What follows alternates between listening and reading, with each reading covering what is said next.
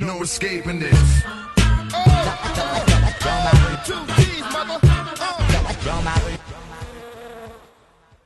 Aujourd'hui, je voudrais vous parler d'une ruche un peu spéciale, c'est la ruche octogonale. C'est une ruche qui date pas d'hier, hein. Vous verrez sur internet des gens qui vous disent j'ai créé une ruche, une nouvelle ruche, machin. En fait, la ruche octogonale, c'est une ruche, la première trace que j'en ai trouvée, je lis mes notes, la première trace que j'ai trouvée, c'est en Écosse, c'est Sir Robert Moray en 1672, ça date pas d'hier, et il présente à la Royal Society le modèle de ruche octogonale d'un monsieur qui s'appelle John Gedd de Falkland, et apparemment ce serait lui le premier que j'ai trouvé qui aurait eu l'idée de créer une ruche octogonale donc avec 8 côtés, pour recréer l'arbre creux qui était à l'époque l'habitat logique de l'abeille, quoi, l'habitat normal de l'abeille. Ça a un peu changé. La ruche octogonale, c'est une ruche où on intervient très très peu, voire pas du tout. Je la pense plutôt comme un nichoir à abeilles plus qu'une ruche, on intervient très peu. Donc je vous présente cette ruche octogonale, c'est pas une ruche de production, c'est vraiment la ruche pour mettre au coin du jardin, ou voilà, pour observer un peu les abeilles si on veut, etc. Mais c'est pas une ruche de production, pas du tout. C'est plus un nichoir à abeilles. Voilà, donc on va voir ça. On va voir d'abord les plans, comment on fait. Alors, ça c'est les plans papier de ma ruche octogonale. Donc il y a 8 côtés, je suis parti d'un cercle. J'ai divisé ce cercle en 8, donc ce qui nous donne un cercle est à 360 degrés, on est d'accord. Donc ça va me donner un angle de 45 degrés ici, pour chaque. Un peu de mathématiques. Là on est sur un triangle isocèle, donc ça veut dire que ce côté-là et ce côté-là font la même taille, d'accord? Donc ça veut dire que cet angle-là et cet angle-là font la même mesure. D'accord? Les 3 côtés d'un triangle, c'est 180 degrés. Celui-là, c'est 45. Donc 180 moins 45, ça nous donne, si je dis pas trop de conneries, 135. Ouais. 135. Et donc, comme il reste 135 pour ces deux-là, et comme ils sont égaux, tu fais 135 divisé par 2, ça donne 67,5. Ce qui est intéressant avec la ruche octogonale, c'est le fait qu'on n'a qu'une pièce de bois en fait. Tous les côtés, les 8 côtés, c'est exactement la même pièce en fait, le même angle. Donc on va se retrouver avec une pièce de bois qui est comme ça, et l'angle là qu'on va avoir à couper. D'accord, on va prendre une planche toute bête, et l'angle qu'on va avoir à couper, il faut qu'il fasse 67,5. Moi, je voulais avoir une ruche dans laquelle je pouvais mettre des cadres varés, parce que c'est toujours chiant si jamais je veux mettre un essaim dans ma ruche octogonale, ça va être compliqué si j'ai pas un standard. Du coup, je me suis débrouillé pour que ça fasse 33,5. Il faut que mes parois intérieures là fassent 13,88 cm. Donc voilà, on va aller couper 8 morceaux de planche et puis on aura une ruche octogonale normalement. Pour le bois, j'ai pris de la planche de coffrage. C'est du sapin tout con, hein. Ça fait 20, vous en trouvez à 25 ou 27 en épaisseur, c'est suffisant, faites pas moins. Je suis parti sur une hauteur de 60 à peu près, tac, voilà. Et Thomas Sillet, c'est un garçon qui a étudié les abeilles et qui a établi quel volume elles appréciaient, quelle manière de vivre elles appréciaient. Et si on fait cette ruche octogonale à 60, on a à peu près le volume, je crois que c'est 40 litres, le volume préféré des abeilles d'après son étude. Donc voilà, je suis parti là-dessus pour ça. 60, là.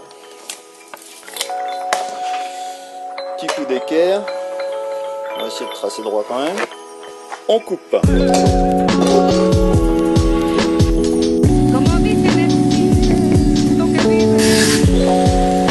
Donc là, l'idée c'est de faire l'angle.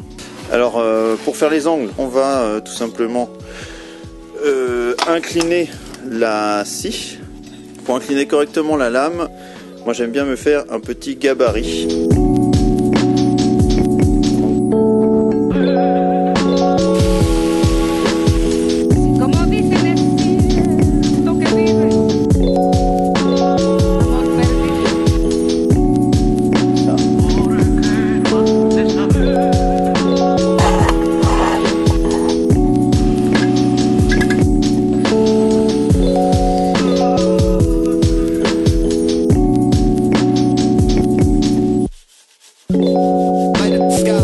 Donc j'ai retourné la planche, le petit côté vers moi, hein, puisque on calcule en bord intérieur.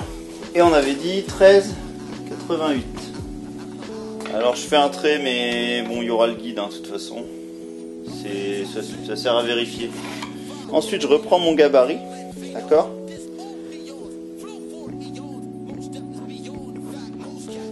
Donc normalement, je coupe là, tac. Juste une remarque, moi je suis parti sur 13,88. Si vous voulez faire une ruche plus grande, l'angle reste le même. Ce sera toujours 67,5 quoi qu'il arrive. Donc je règle mon guide. Il y a des repères devant, ils sont pas toujours bons. Donc on regarde vraiment où va la lame. Et on fait la deuxième coupe.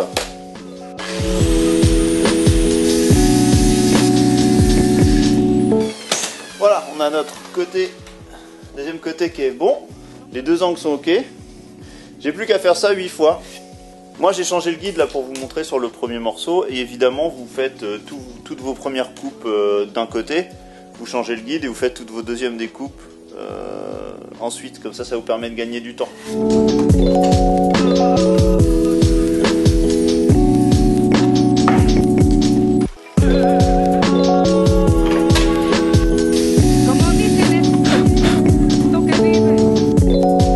Je recompte 2, 4, 6, 8. Ouais, on a nos 8 côtés. On va pouvoir commencer à voir la forme globale de la ruche.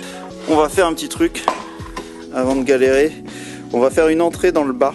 Donc on choisit un pan, n'importe lequel puisque c'est tous les mêmes. Et on va se faire un petit trou.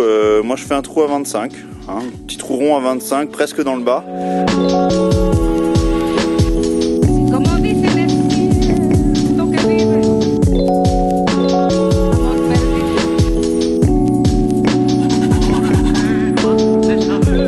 Donc à ce stade-là, si je simule un assemblage, ça ferait ça. Ça donne ça. Avec un assez grand espace pour la colonie. Peut-être trop grand, hein, je sais pas.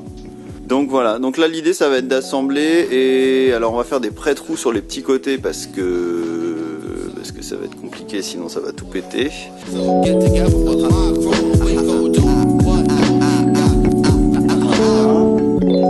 ça devrait le faire.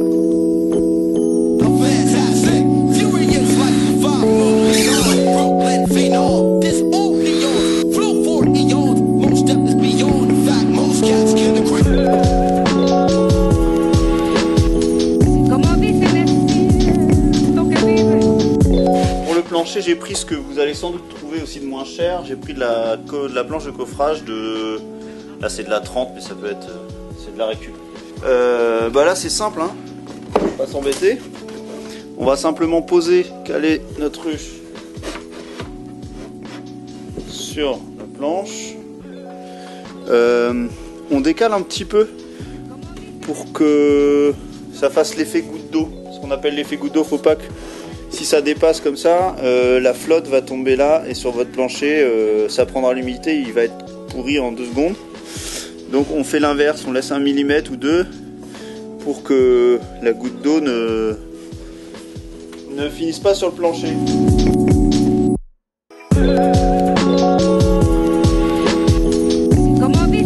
On va découper ça.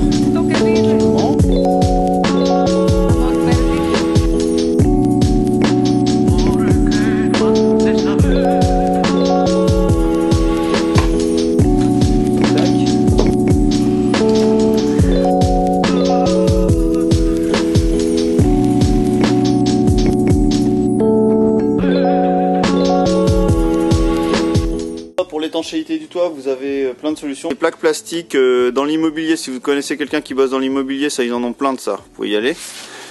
C'est pas mal. Ce qu'il y a de mieux, je trouve encore, c'est ça, c'est les plaques offset qui sont utilisées par les imprimeurs. Vous voyez, il y a des petites impressions dessus.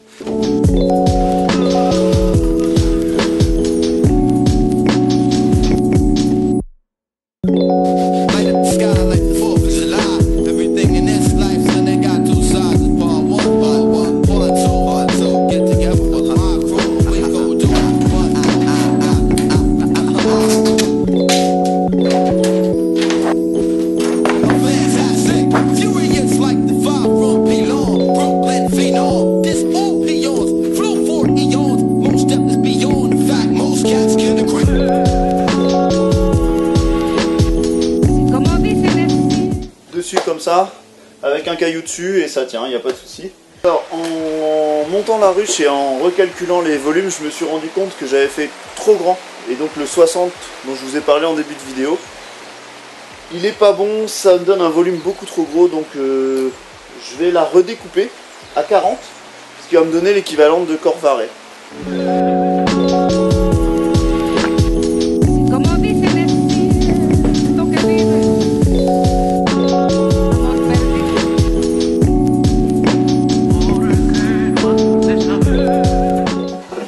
Donc on peut, ensuite pour insérer un essaim ou des cadres, on peut faire un petit débord avec une défonceuse pour mettre des cadres ou des barrettes, ou alors juste mettre un petit taquet, juste un petit assaut.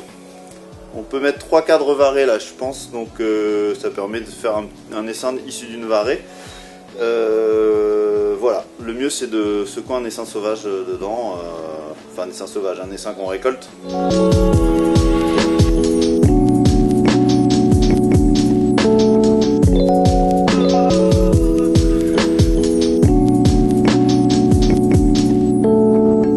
Voilà, j'espère que vous avez toutes les infos qu'il vous faut pour faire votre petite ruche octogonale. Et puis bah voilà, vos bricolages, et puis peuplez-moi vos haies et vos jardins avec plein d'abeilles sauvages. Et puis voilà, au revoir.